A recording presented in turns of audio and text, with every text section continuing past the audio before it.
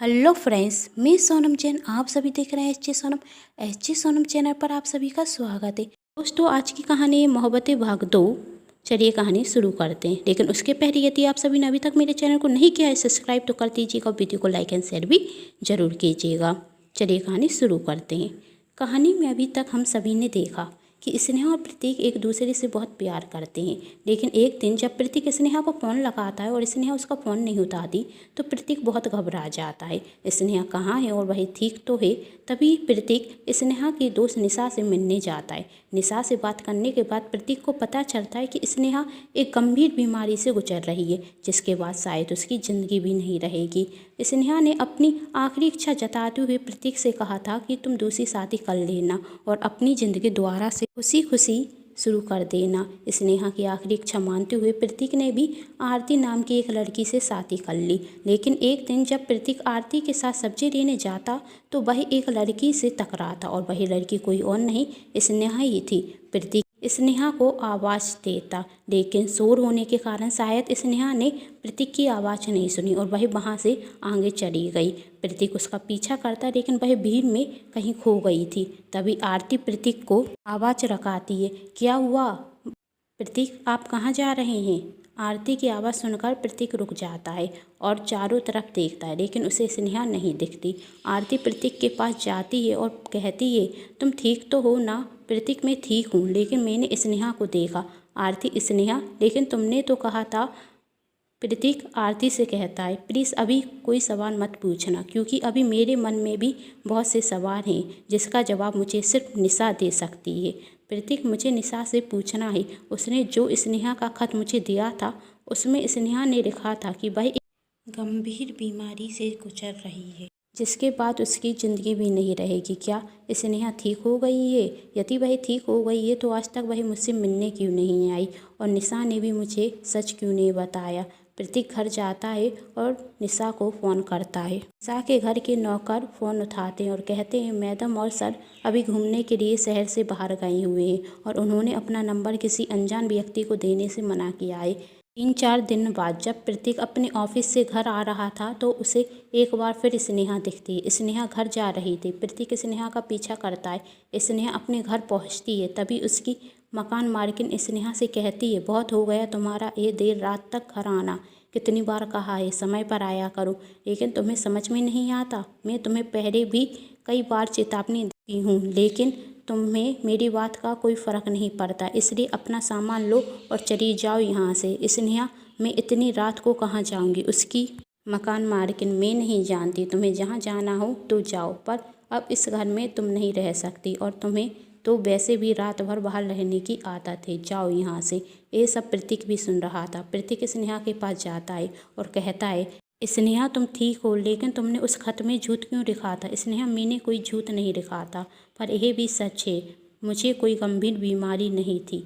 जब मैं एक दिन डॉक्टर के पास चेकअप कराने के लिए गई तो वहाँ पर एक और स्नेहा नाम की लड़की थी। उसकी रिपोर्ट मेरी रिपोर्ट से बदल गई और डॉक्टर ने वही रिपोर्ट देखते हुए मुझसे कहा कि मैं एक गंभीर बीमारी से गुजर रही हूँ, जिससे मेरी जान को भी खतरा है। उसी समय तुम्हारा फ़ोन भी आ रहा था। मुझे समझ नहीं आ रहा था मैं तुमसे क्या कहूँ, इसे मैंने तुम्हारा फ़ोन नहीं उठाया और अपना नंबर भी स्विच ऑफ कर दिया। जिस घर में मैं रहती थी उसे भी छोड़ दिया, जिससे मैं तुमसे कभी ना मिल सकूं और तुम मुझे भूल जाओ। और निशा को खत दिया और कहा, जब भी तुम मेरा पता लगाते हुए आओ उसे यह खत दे देना। कुछ दिनों बाद डॉक्टर का फ़ोन आया और उन्होंने मुझसे कहा कि मुझे कोई गंभीर बीमारी नहीं है, दरअसल तुम्हारी रिपोर्ट बदल गई थी। यह सुनकर मुझे अच्छा लगा। जब यह बात मैंने निशा से कही तो निशा ने कहा, बहुत देर हो चुकी है, प्रतीक ने अब शादी कर ली है और मैं तुमसे मिलने कभी इसलिए नहीं आई क्योंकि मैं तुम्हारी शादीशुदा ज़िंदगी में दखलअंदाजी नहीं देना चाहती थी। और अब तुम मुझे भूल जाओ, तुम्हारी शादी हो चुकी है, तुम अपनी पत्नी का ख्याल रखो, तुम घर जाओ, देर हो रही है, तुम्हारी पत्नी तुम्हारा इंतज़ार कर रही होगी। प्रतीक, और तुम कहाँ जाओगी? स्नेहा, पता नहीं।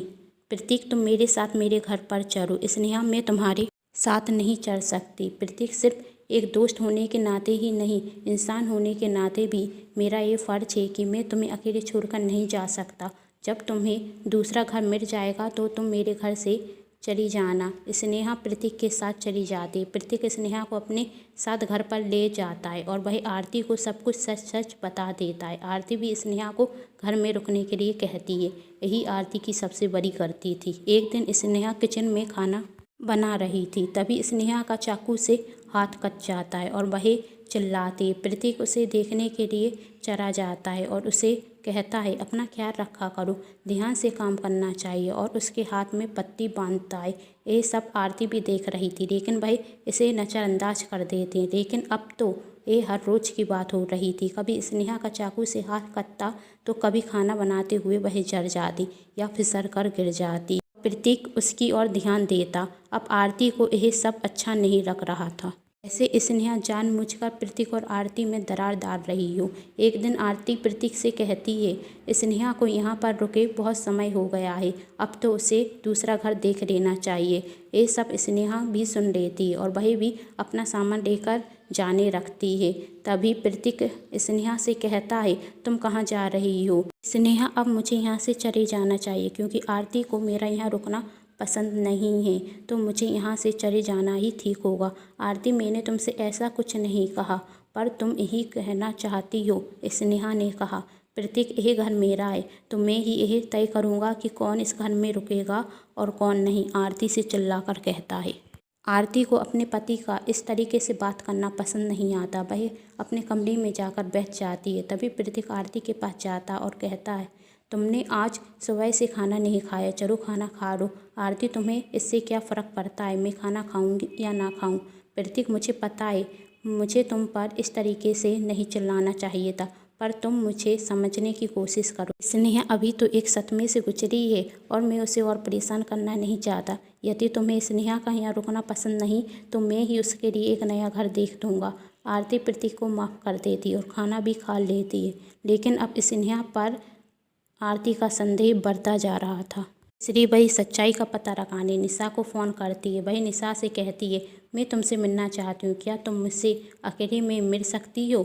आरती को निशा से मिलने के बाद स्नेहा का एक सच पता चलता है जिसे कभी आरती ने सोचा ही नहीं था। वह सच वह प्रतीक के सामने लाना चाहती थी। इसलिए निशा और आरती एक नाटक करती हैं। निशा प्रतीक के घर जाती है। उस दिन स्नेहा घर पर अकेली थी। प्रतीक से प्यार नहीं करती थी। तुम तो उसके बार बार एक सवाल पूछने से परेशान हो गई थी कि शादी कब कर रही हो, शादी कब करें, इसलिए तो तुमने उसका फ़ोन भी उठाना बंद कर दिया था। तुम्हें पता भी है वही तुम्हारा फ़ोन नहीं उठाने के कारण कितना परेशान था, इसलिए मुझे उसे एक झूठा खत देना पड़ा।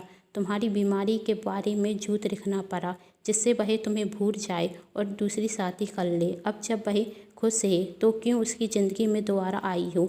स्नेहा, मैं उसकी ज़िंदगी में दोबारा नहीं आई हूँ। वह मेरा पीछा करते हुए मेरे पास आया था और उस वक्त मेरे पास रुकने के लिए कोई घर नहीं था, इसलिए मुझे भी उसे एक झूठी कहानी सुनानी पड़ी। निशा, तो अब चली जाओ उसकी ज़िंदगी से। स्नेहा, अब मैं उसकी ज़िंदगी से नहीं जा सकती क्योंकि अब मुझे उससे शादी करनी है और मेरे रास्ते के बीच का रोड़ा आरती, उसे तो मैं जल्द ही निकाल कर प्रतीक की ज़िंदगी से फेंक दूंगी। अब मेरी वजह से उनके बीच में लड़ाई होना शुरू हो गई है और प्रतीक से शादी कर लूँगी। आखिर मुझे भी ऐसा जीवन साथी कहाँ मिलेगा जो जोरू का गुलाम होगा, जो मुझे देर से आने पर कभी नहीं टोकेगा। मेरी आज़ादी शादी के बाद रहेगी। मुझे तो ऐसा ही जीवन साथी चाहिए। तुम तो जानती हो निशा, मैं सोच भी नहीं सकती थी तुम कभी इतना भी गिर सकती हो। तभी प्रतीक और आरती भी वहाँ आ जाते हैं और वही सब सुन लेते हैं। दरअसल निशा और आरती का यही प्लान था कि निशा अपनी बातों में फंसाकर स्नेहा से सब कुछ सच सच बुलवा देगी और प्रतीक स्नेहा के मुँह से ही उसका सच सुन लेगा। स्नेहा का सच जानने के बाद प्रतीक उसे बुला देता है और निशा प्रतीक से माफ़ी मांगती है कि मुझे माफ़ कर दो। उस दिन मैंने तुमसे झूठ कहा था, लेकिन तुम उस दिन इस कंडीशन में नहीं थे कि मैं तुमसे सच कह सकूं। मुझे डर था कि कहीं सच जानने के बाद तुम अपनी ज़िंदगी नहीं गंवा दो। प्रतीक, मुझसे सॉरी मत कहो, मुझे तुम्हें थैंक्स कहना चाहिए। यदि तुम मुझसे उस दिन झूठ नहीं कहती तो मैं कभी आरती से शादी नहीं करता और मुझे कभी सच्चा प्यार नहीं मिलता। तो यदि ये कहानी आप सभी को पसंद आई हो तो चैनल को सब्सक्राइब, वीडियो को लाइक एंड शेयर जरूर कीजिएगा। Thanks for watching.